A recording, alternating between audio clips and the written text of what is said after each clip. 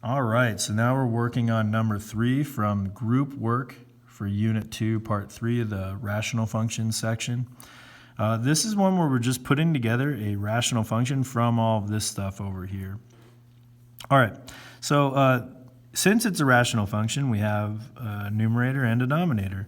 All of these things, vertical asymptotes, zeros, wholes, horizontal asymptotes, all tell us a story about what's going on in the numerator or the denominator, and we're going to use all of these values to figure out factors and put them in the rightful place. So starting off, we have a vertical asymptote at x equals 3. So vertical asymptotes, you always find those from domain restrictions, and the only domain restrictions that you're going to have from your rational functions, if we're just using polynomials, will be in the denominator. So we're going to have a vertical asymptote in the denominator, and we get that actual factor from the x value here, x equals 3. So the factor for x equals 3 is going to be x minus 3, and we know that that's going to take place in the denominator because it's a vertical asymptote. Next, we have a 0 or x-intercept at -2, so its factor is going to be x plus 2. And as we know, the x-intercepts can only be found from the numerator, so that's going to be in the numerator. For rational functions, that's just the way that it is, only the numerator. Then we have a whole or removable asymptote at x equals 5, so the factor that we get is x minus 5. And with a removable asymptote, it's going to take place in the numerator and the denominator. So x minus 5 is going to be in the top, the numerator, and then also in the bottom in the denominator.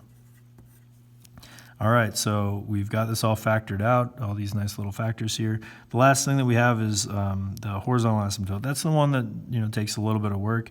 But if we have a horizontal asymptote of y equals 3, that tells me that the degree in the top should be the same as the degree in the bottom. And then at that point, we only compare the coefficients. So the lead coefficient on the top should be 3, and then in the bottom it should be 1. And since the degrees are already the same, because I have two factors that are linear with no multiplicities, that means that I just put a 3 in the front and a 1 in the front of the denominator if I wanted to do that. If it was a fraction, like a 5 halves or something, then the 5 would go on the top, the 2 would go on the bottom. So just kind of be aware of that. Now it doesn't ask us to expand, but we can expand pretty easily as well. If we have these two binomials, they just turn into a quadratic, so let's do that part first. X times x is x squared, and then we have 2x and -5x, which makes a total of -3x. And then we have 2 times -5, which is -10. So that's the numerator.